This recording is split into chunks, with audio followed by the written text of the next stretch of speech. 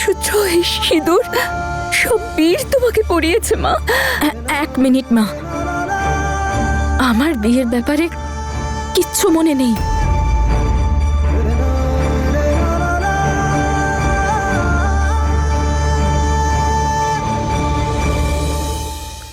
আর যখন আমি নিজের মধ্যেই ছিলাম না, যখন আমি জানতামই না আমি কে, আমি কি, তখন তখন এই বিয়েটা কি করে হতে পারে?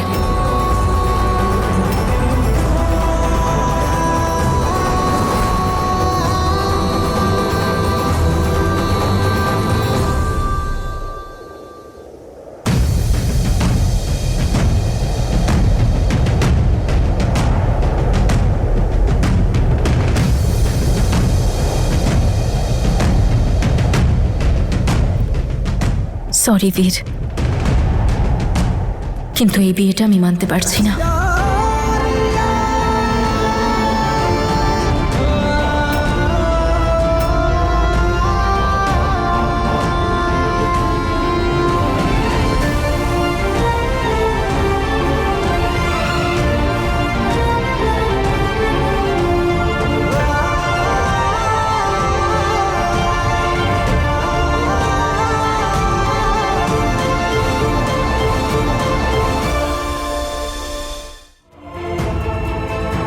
আমাকে ক্ষমা করে দেবেন বাবা, কাউকে কষ্ট দেওয়ার কোনো ইচ্ছে নেই আমার, কিন্তু সেই বিয়েটা আমি কি করে অ্যাকসেপ্ট করব, যেটার ব্যাপারে আমার কিছু মনেই নেই।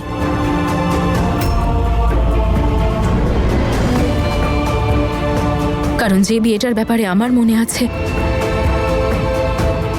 সেটা তো অনেকদিন আগেই ভেঙে গেছে। এই আশীর্বাদ হতে পারে না। যতটুকু আমার মনে আছে, আমি এই বাড়ির মেয়ে, আর আমি আমার বাড়ি ছেড়ে কোথাও যাব না।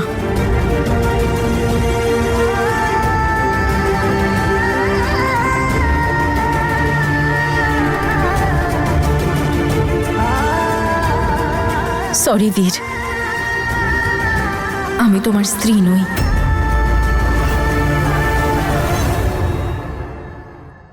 নাও বোঝো, যখন অসুস্থ ছিল তখনও আমাদেরকে বিরক্ত করে ছেড়ে দিয়েছিল, আর এখন ঠিক হয়ে গেছে, এখন আরেক সমস্যার কথা বলছে। একদম ঠিক বলেছিল জেসমিন, যদি এই মেয়েটার জ্ঞান ফিরে আসে তাহলে এই বিয়েটা এমনিতেও হবে না। দিদি, আমার তো মনে হচ্ছে ও সব জেনে শুনেই করছে, প্রতিশোধ নিচ্ছে না তো?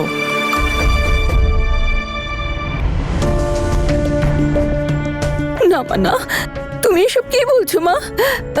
আমি জানি তুমি আমার উপর রেগে আছো, তাই জন্য এসব বলছো না। আমি তোমার সঙ্গে অনেক অন্যায় করেছি, ঠিক করিনি, কিন্তু তুমি আমার ভুলের শাস্তি আমার ছেলেটাকে দিও না মা, প্লিজ। মা, আমি কাউকে কোনো শাস্তি... দেখো মা, মানছি যে তোমার কিচ্ছু মনে নেই, কিন্তু আমরা তো সবাই আছি বলো, এটা সাক্ষী হিসেবে। এক সপ্তাহ আগে ও তোমাকে বিয়ে করেছে আমার ইচ্ছের বিরুদ্ধে, যাতে তোমাকে ও নিজের কাছে রাখতে পারে। মাহি, সিমরান, মা সবাই মিলে তোমাকে বরণ করে ঘরে তুলেছিল। মা, আপনি বোঝার চেষ্টা করুন একটু, আমার এই বিয়ের ব্যাপারে কিচ্ছু মনে নেই। যে শেষ কথাটা আমার মনে আছে সেটা হলো যে আমি আগুনে পুড়ছিলাম, চিৎকার করছিলাম, আর আমি তো বীরকে ঘেন্না করতাম, কারণ ও আর জেসমিন... বীর ওই লেটারের ব্যাপারটায় রেগে গিয়ে বিয়েটা ভেঙে দিল, আর ওই রেকর্ডিং, তারপর অঙ্গদের সাথে আমার বিয়ে, আর তারপর ওই আগুন, আমার বাচ্চা। আমার এসব ছাড়া আর কিচ্ছু মনে নেই। এই বিয়েটা আমার কাছে মিথ্যে, আর এটাই আমার কাছে একমাত্র সত্যি।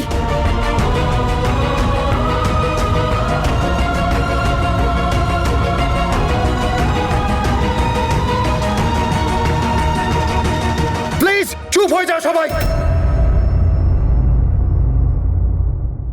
চুপ করো তোমরা সবাই। তনুকে আর কেউ ডিস্টার্ব করো না প্লিজ।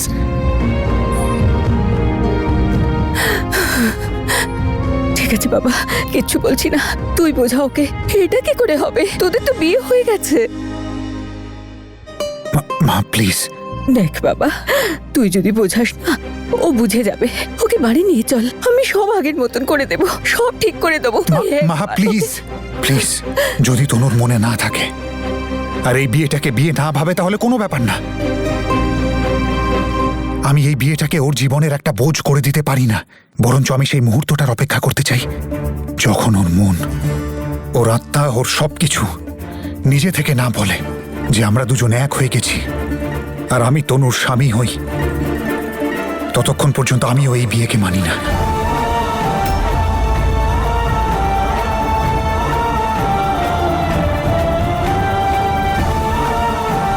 আমার জন্য আমার ভালোবাসা, আমার সম্পর্ক একটা প্রার্থনা। আর আমি তোমাদেরকে আগেও বলেছিলাম যে আমি শুধু এই সম্পর্কটাকে নাম দেওয়ার জন্য বিয়ে করছি, তা না হলে তনুর আর আমার মনের ডোর তো অনেক আগেই বাঁধা হয়ে গেছে, যেটা বিয়ের বন্ধনের অনেক ঊর্ধ্বে। যদি তনুও আমাকে ভালোবাসে তাহলেও ঠিক একদিন এই সম্পর্কটাকে অ্যাকসেপ্ট করবে। আর ততক্ষণ আমি অপেক্ষা করব, 7 জন্ম আমাকে অপেক্ষা করতে হলেও।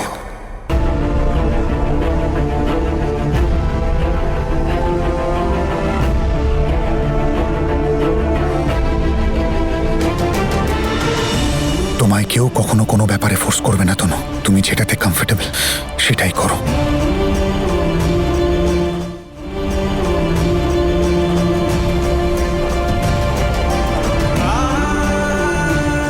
এই মঙ্গলসূত্রটা আমি তোমার সম্পদ হিসেবে নিজের বুকের কাছে বেঁধে রাখবো।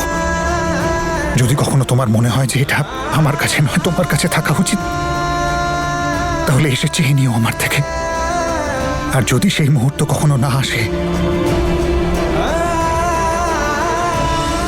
তাহলেও কোনো ব্যাপার না, তোমার এই সম্পদটাকে তোমার অস্তিত্ব করে আমি সাজিয়ে রাখবো নিজের বুকের ভিতরে।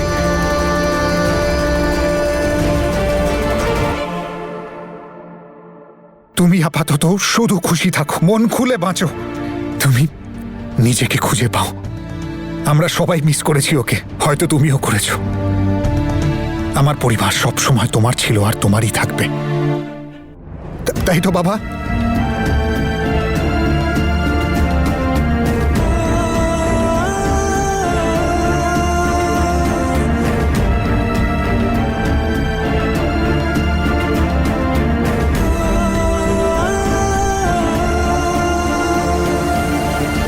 কিছু ভুল হলে ক্ষমা করো বাবা।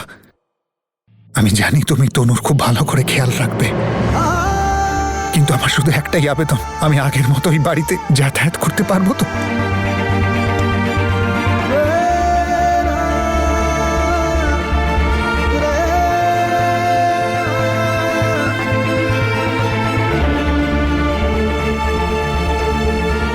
We are best friends, right?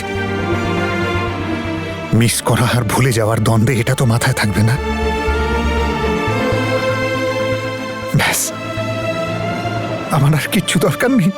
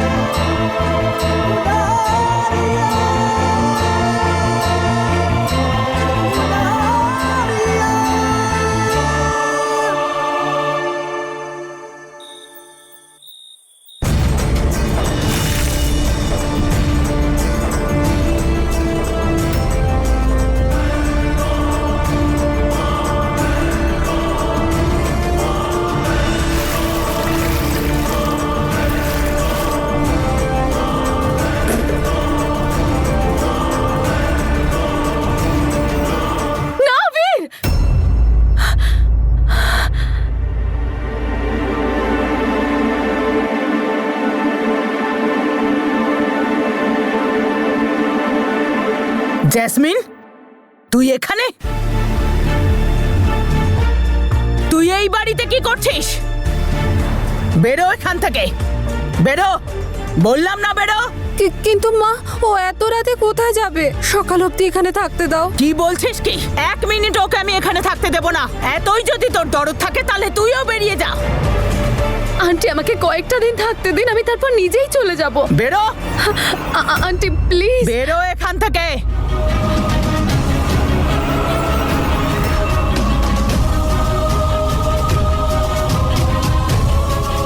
আমি এতটাই কষ্ট তোমাকে ফেরত দেব বীর, ঠিক যতটা আজকে আমি পাচ্ছি। আমি তো শুধু আমার ছেলে আর বৌমাকে নিয়ে যেতে এসেছি। এক সপ্তাহ আগে তোমাকে বিয়ে করেছিল ও আমার ইচ্ছের বিরুদ্ধে গিয়ে। মা, এই মঙ্গলসূত্র, এই সিঁদুর, এইসব তোমাকে বীর পরিয়েছে মা। তোর আর বীরের বিয়ে এক সপ্তাহ আগে হয়েছে।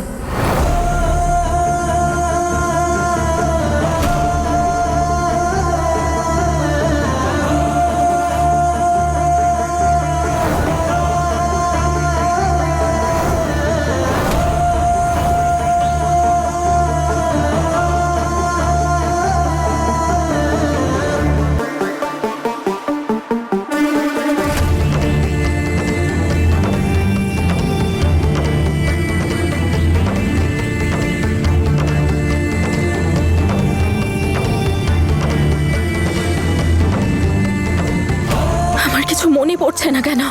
তাহলে কি সত্যি আমার আর বীরের বিয়ে হয়েছিল? আর তাও সবার পারমিশনের বিরুদ্ধে, মায়ের ইচ্ছের বিরুদ্ধে। এখন আমার ভালোবাসা সেই পর্যায়ে পৌঁছে গেছে তনু, যেখানে না তোমাকে পাওয়ার খুশি আছে আর না তোমায় হারাবার ভয়।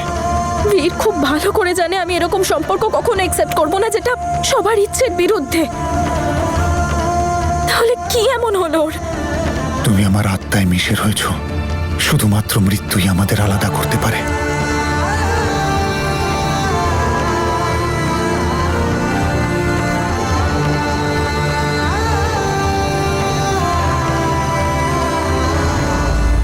তনুমা,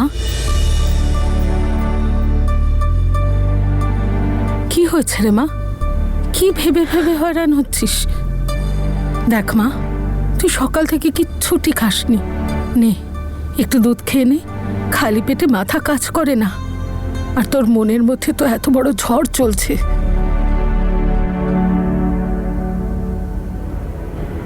এত রাতে কি হতে পারে?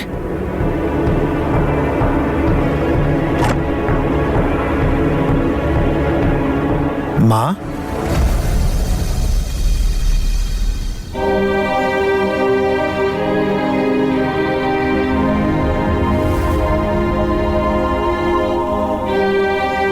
আমাকে ক্ষমা করে দে বাবা, আমাকে ক্ষমা করে দে।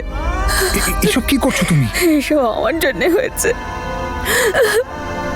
তোর এই অবস্থার জন্য আমি দায়ী। যদি তোকে আর তনুকে আমি বাড়ি থেকে বের না করে দিতাম, তাহলে তনু তোর সঙ্গে থাকতো, ও এখানেই থাকতো। ও তোকে বুঝতে পারতো, তোর ভালোবাসাটা বুঝতে পারতো। সবকিছু আমার জন্য। কিসব বলছো তুমি? মা, তুমি প্লিজ আমায় একটু হেল্প করো। চিন্তায় চিন্তায় আমার মাথাটা খারাপ হয়ে যাচ্ছে। এত কিছু ঘটে গেছে আর আমার কিছু মনেই নেই। জানি না কি হয়েছে আমার সাথে, আমি কি করে, কে আমার বন্ধু, কে আমার শত্রু, আমি কিচ্ছু বুঝতে পারছি না। এখন তো আমার ভয় করছে, কে জানে আবার কোন সত্যি আমার সামনে এসে দাঁড়ায়। আমি তনুর ভালোবাসা আর লয়্যালটির মর্যাদা দিইনি, সেটার ফল তোমাকে ভোগ করতেই হবে না। আর ইনফ্যাক্ট তুমি তো ভালোই করেছো। যদি তুমি এইসব না করতে, তাহলে আমি নিজের পরীক্ষায় পাশ করার শক্তিটা পেতাম কিভাবে? এবার তো শুধু এটা দেখার বাকি যে আমি আমার ভালোবাসায় পাশ করেছি না ফেল। তনুর মন অবধি আমার ভালোবাসার শব্দ পৌঁছেছে কিনা, আমার ভালোবাসা তনুকে আমার কাছে ফেরত আনে কিনা। মা, প্লিজ ওপরওয়ালার কাছে প্রার্থনা করো যেন আমার ভালোবাসা না হেরে যায়। তোর ভালোবাসা তো এক উদাহরণ বাবা, নজর না লাগে কারোর। আমি তোর জন্য প্রার্থনা করব, বলবো ওপরওয়ালাকে যেন তাড়াতাড়ি তোর তনুকে তোর কাছে পাঠান, আর ওরও সব দুঃখ কষ্ট সব যেন মেটান। শান্ত হ মা, শান্ত হ। এদিকে দেখ, আমায় দেখ। একদম চিন্তা করিস না মা, তুই কিচ্ছু ভুল করিসনি। তুই কারোর কোনো ক্ষতি করিসনি। আমার তনু তো কারোর কোনো ক্ষতি করতেই পারে না। তুই তো শুধু নিজেরই ক্ষতি করতিস রে মা। নিজের সাথে ভুল করতিস, নিজেকে কষ্ট দিতিস। মা, আমি জানতে চাই কি হয়েছিল। ওই 9 মাসে আমি কি ছিলাম, আমি কেমন ছিলাম। বীর, বীর তুমি কোথায়? বীর, বীর কোথায়? এমন কি বাধ্যতা ছিল যে আমার আর বীরের বিয়ে হয়ে গিয়েছিল? আমি সব জানতে চাই। আমি আমার অতীতটা জানতে চাই, যাকে ছাড়া আমার বর্তমান অস্তিত্বহীন। প্লিজ মা। ঠিক আছে রে মা, আমি তোকে সব কিছু বলবো, কিন্তু তনু, আমি তোকে যা কিছু বলবো সেটা শান্ত হয়ে শুনবি আর ধীরে ধীরে বোঝার চেষ্টা করবি মা, কেমন?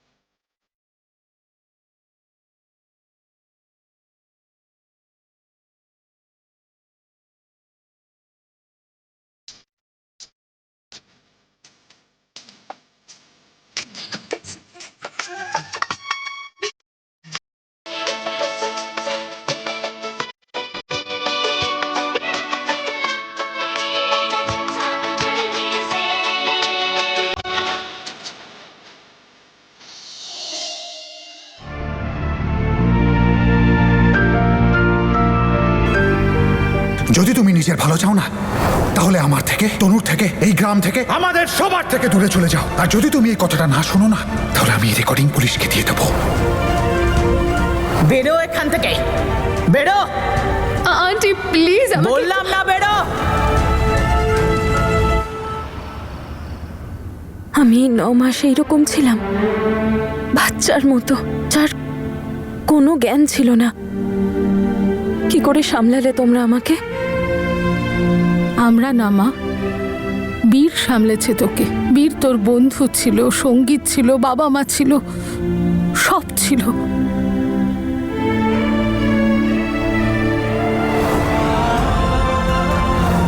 যেমন যেমন পাখি তার বাচ্চাদের ডানার তলায় লুকিয়ে রাখে আর বৃষ্টি, ঝড়, তুফান সব কিছুর থেকে তাদের রক্ষা করে, সেইভাবেই বীর তোকে রক্ষা করেছে। আমরা শুধু ওর পাশে থেকেছি। জেসমিনও তোর জন্য অনেক কিছু করেছে মা।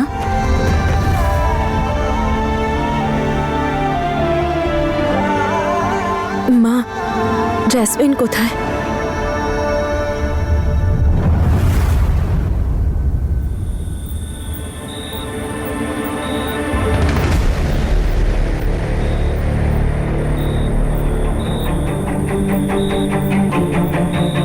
আমার গর্ভে সন্তান দিয়ে তনুর গর্ভে সন্তান তুমি কেড়ে নিলে কেন? আরে উত্তর দাও না কেন? কারণ যাতে সমস্ত সুখ আর বীরের ওপর শুধু আমার অধিকার থাকে, আর আমার অধিকার আমার থেকে কেউ কাটতে পারবে না, তুমিও না।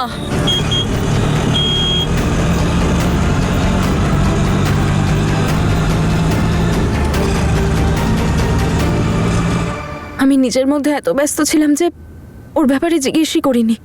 অমৃতের এরকম হলো, নিশ্চয়ই ও কষ্ট পেয়েছে। হ্যাঁ রে মা, খুব কষ্ট পেয়েছে। ও অমৃতকে খুব ভালোবাসতো। অঙ্গদ আমার মাথায় জেসমিনের প্রতি এত হিংসে ভরে দিয়েছিল। আপনি জানেন অমৃত কাউকে মারেনি, আমিও সেটা জানি। এখন এটা জরুরি যে অমৃতও সেই ব্যাপারটা জানুক আর জেসমিন সাজা পাক। উনি আমাকে বলেছিলেন জেসমিন নিজের স্বার্থের জন্য অমৃতকে ব্যবহার করছে। তাই আমি জিজ্ঞেস করলাম, তোমার খারাপ লাগেনি তো মা? না রে মা, আমার একটুও খারাপ লাগেনি। জেসমিন আর অমৃত তো একে অপরকে নিয়ে খুব খুশি ছিল। এমনকি জেসমিন তো অমৃতের মা,